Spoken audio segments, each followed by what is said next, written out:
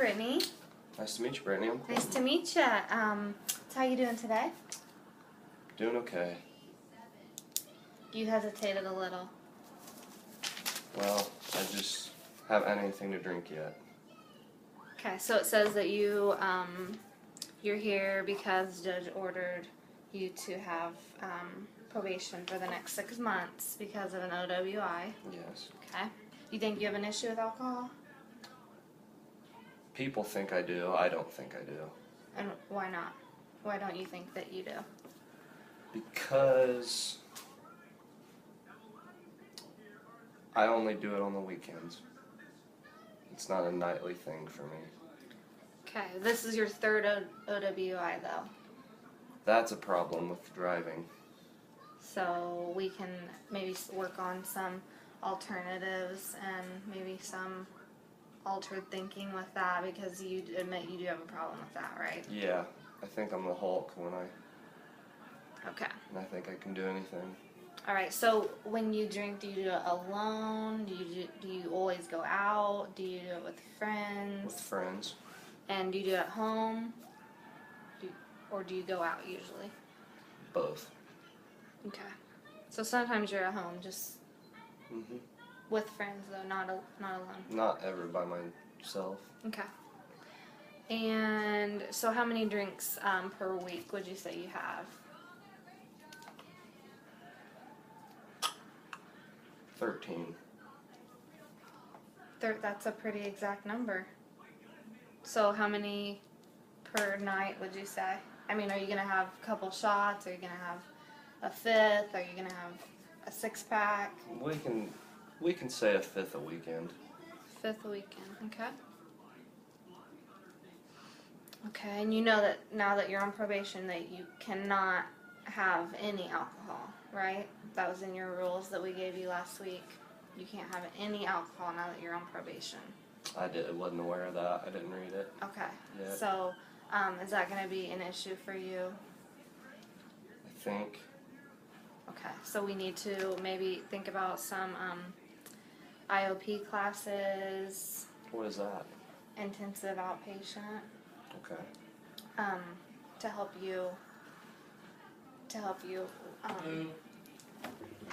sustain from that, right? Because it's going to be an issue. Yeah. And so, thank you for being honest, because a lot of people say it's not going to be an issue and then they get violated and then they're back in jail. And so I appreciate your honesty on that. And so would you say that you're a social drinker? Would you say that you're dependent now? How would you describe your drinking? I would say social. Just a social.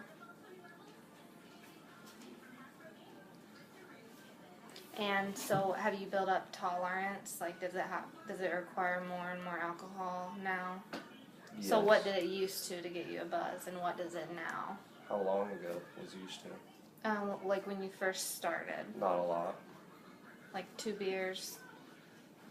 Probably a little more than that. I'm a pretty big guy, but not a whole lot. And now, what? Quite a bit. What's quite a bit?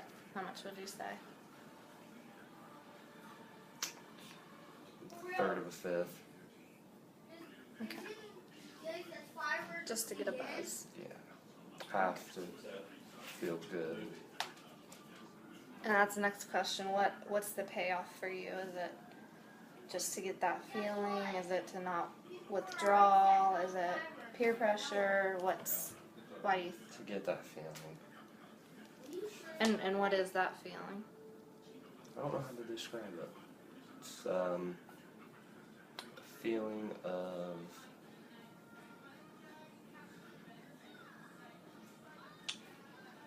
just letting go. Relaxation.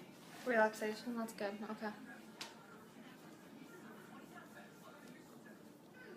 Alright, and so what do you think you're going to do now that you are not able to drink to relax? Golf. Good. I'm glad that you've been thinking about other things to occupy your time. Is that it? I think Golf? so. Work? Yeah, but that's been... I wasn't allowed to. I couldn't drink when I was at work before that, so now I think it'll golf. Awesome. Okay, well, I'm gonna go over this more, and next week we'll talk about maybe the family dynamics, who you're living with. Is it stable? Is it gonna be a trigger for you to start drinking again? Do you have any questions for me? No. No? Okay, well, thank you. Thank you. Nice to meet you. Nice to See meet you next week. Bye-bye.